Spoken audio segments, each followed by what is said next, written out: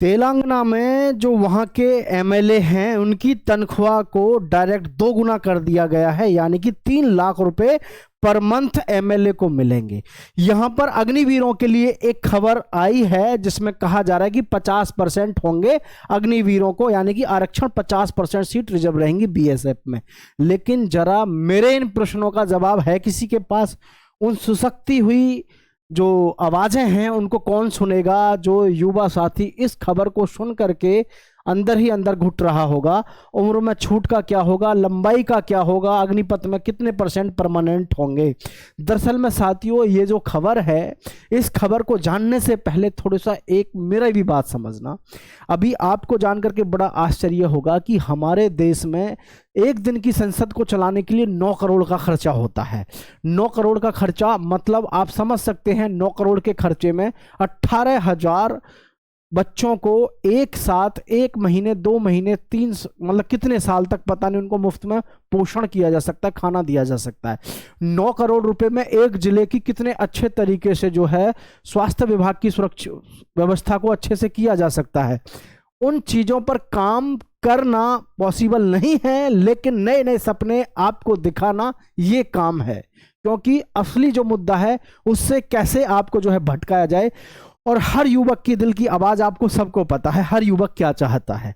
ये जो 50% आरक्षण का एक फिर से एक लॉलीपॉप आप देख रहे हैं, पहली चीज तो ये है, ये कहीं से किसी भी प्रकार का कोई कंफर्मेशन तो आपको मिलेगा नहीं। अभी ये जो अखबार पर आपको दिखाते हैं, मीडिया में दिखाते हैं, इनका आप भरोसा मान रहे हो क्या?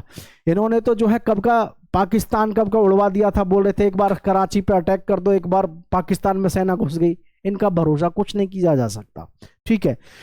फाइनल डिसीजन फाइनल हमारे यहां पर तभी मानो जब जाकर के हर चीज का इंप्लीमेंट हो जाए धरातल पर, जब वो वास्तविकता में हर चीज गुजर जाए, ठीक है।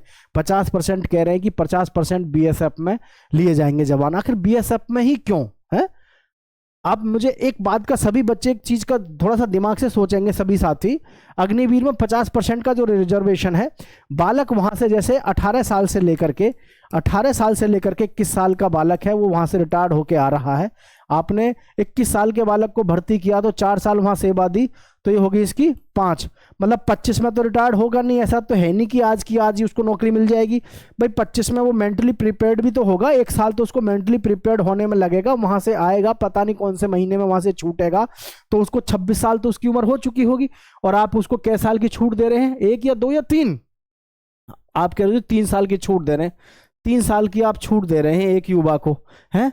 अब बताइए, 3 साल की आपने छूट देती, ठीक है। अब यूपी पुलिस है, यूपी पुलिस में एक जनरल का जो बालक है, यूपी पुलिस में, मेरी बात को जरा ध्यान से समझना, 18 से 22 साल उम्र सीमा है, 18 से 22 साल, और आपने 3 साल की इसको छूट दी, तो कितना हो गया? 25 साल। 25 साल, और ये 26 साल पर जो है रिटायर्ड होके आ रहा है या तैयार हो रहा है 26 साल पे। और क्या भरोसा है कि उस साल फिर उसको नौकरी मिल जाएगी, यानी उस साल उसको वैकेंसी मिल जाए। तो ये जो हम छूट की सुन रहे हैं कि 3 साल की छूट मिलेगी, 2 साल की मिलेगी, शुरू में 4 की मिलेगी, क्या मतलब रह जाएगा इन चीजों का? आप खुद बताइए। एक युवा साथी, पहली बात तो मैं आगे लंबाई पे भी आऊंगा, लेकिन इस चीज को बताइए मुझे। आपने कहा कि जी हम जो है 3 साल की छूट देंगे। 21 साल की उम्र में लड़का जो भर्ती हो रहा है, 4 साल यानी कि 25 साल की उम्र पे उसको वहां से आप रिटायर्ड कर रहे हैं। ये जरूरत होगी 25 साल में उम्र में रिटायर्ड हो रहा है? 25 की साल की उम्र में वो रिटायर्ड हो जाएगा, आपको लग रहा है? 21 साल का लड़का मान लिया, चलो हो गया, क्या 25 साल का डायरेक्ट भर्ती में बैठ जाएगा? वहां से आएगा, पता नहीं किस महीने में रिटायर्ड होंगे। अब मान के चलो दिसंबर में रिटायर्ड हो रहा है, हाँ? और किसी बच्चे की उम्र कितनी हो रही है? 26 हो गई। 26 साल तो आमतौर पर हो ही जाएगी जब वहां से 25 का रिटायर्ड होगा, तो 26 तैयारी भी तो करेगा। तैयारी करने के लिए आपने समय कहाँ दिया? आप कह रहे हैं हम उसको 2 साल की छूट दे रहे हैं, 3 साल की दे रहे हैं। अब यूपी पुलिस है या एसएससी जीडी है, थोड़ी देर के लिए मैं आपकी बातें सुनता हूँ। एसएससी जीडी है, इसमें उम्र सीमा क्या है? 18 से लेकर के 23 वर्ष है। 18 से लेकर के 23 वर्ष है। अब ये 23 वर्ष का युवा है, इसको आपने कितने साल का छूट दिया? 3 साल का। इसकी उम्र कितनी होगी? ये 26 साल तक का लड़का इसको भर्ती को देख सकता है। अब ये 26 का ही तो बेचारा यहाँ पे तैयार हुआ है, 25 का रिटायर्ड हुआ। 25 में क्या 26 में ही रिटायर्ड होगा? यार ऐसे थोड़ा ही है कि रिटायर्ड 25 में हो गया तो डायरेक्ट उसकी उम्र 25 ही रहेगी। आपको हर चीज देखनी पड़ती है। 26 साल का लड़का वहां से रिटायर्ड हुआ, जरूरी है कि इसको जब छूट दोगे आपकी ये बेचारा इसमें अप्लाई करने के लायक बचा हो? 3 साल जो उसको आपने एज दिया है, जरूरी है कि वो जनरल की बात कर रहा हूं मैं, ओबीसी पे भी, सब पे ही बात करेंगे, आप समझो पहले। तो आप ये बताओ, ये तो फिर कहाँ मामला कहाँ का रह गया। अच्छा, उम्र की छोड़ दो, उम्र तो यहाँ पे फेल हो रही है, क्योंकि आपको भी पता है 2 से 3 साल की छूट देने की बात चल रही है। तो 2 से 3 साल की जो छूट है, 2 से 3 साल की जो छूट है, इसका कोई महत्व है? कोई महत्व नहीं रहेगा। 2-4 भर्तियों में अगर अप्लाई कर भी लिया तो 2-4 भर्तियों में अप्लाई करने से कुछ काम चल जाएगा? नहीं चलेगा। अब एक चीज़ और बताओ, लंबाई का क्या होगा? भाई जो भी बच्चे एयरफोर्स में जॉब कर रहे हैं, जो भी बच्चे नेवी में जॉब कर रहे हैं, अब इनकी हाइट कितनी है? 152 सेंटीमीटर है, 152 सेंटीमीटर हाइट है। एयरफोर्स नेवी के अलावा इन बच्चों को कहाँ पे जो है मौका दे रहे हैं आप? बीएसएफ में।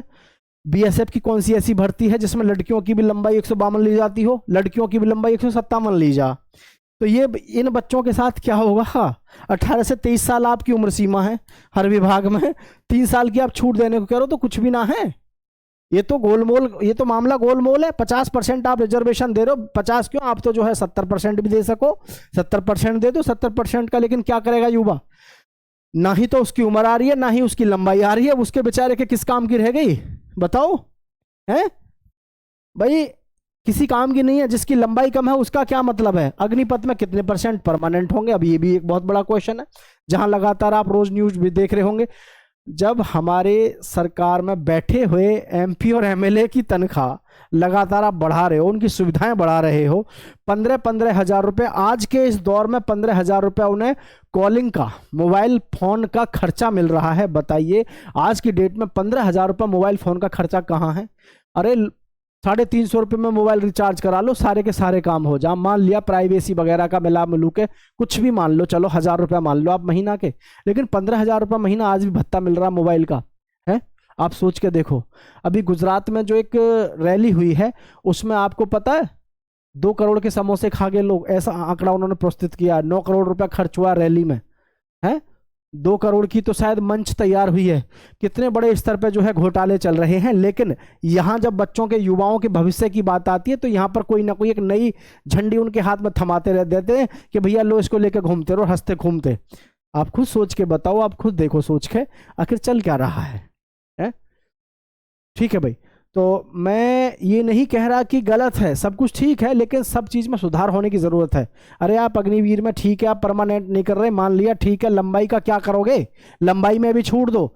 आप ये सीधा कहो कि भाई जो भी अग्निवीर से आ रहा है रिटायर्ड होकर के, अग्निवीर से जो रिटायर होकर आ रहा है, जो युवा एयरफोर्स में अपनी नौकरी कर सकता है कम हाइट पर, जो युवा इस योग्य एयरफोर्स मानता है कि भाई हाँ ये युद्ध करेगा, ये टेक्निकल लड़ाई लड़ लेगा, सब काम कर लेगा, तो उसी को डायरेक्ट बिना लंबाई चौड़ाई के नापे, बगैर फिजिकल के, उसको सेना में जाने के लिए मौका दो। कम से कम 7 साल की छूट दो उम्र में, 7 साल की उम्र में कम से कम छूट दो। 7 की ना दो तो कम से कम जो है, ज़्यादा भी अगर ना दो तो कम से कम 5 साल तो कम से कम परमानेंट उम्र में छूट होनी चाहिए, तब मज़ेदारी है।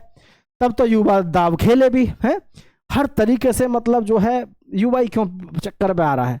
आप इस विषय में क्या कहना चाहते हैं नीचे कमेंट में बताइएगा, और दोस्तों के साथ शेयर जरूर करिएगा साथियों। जय हिंद।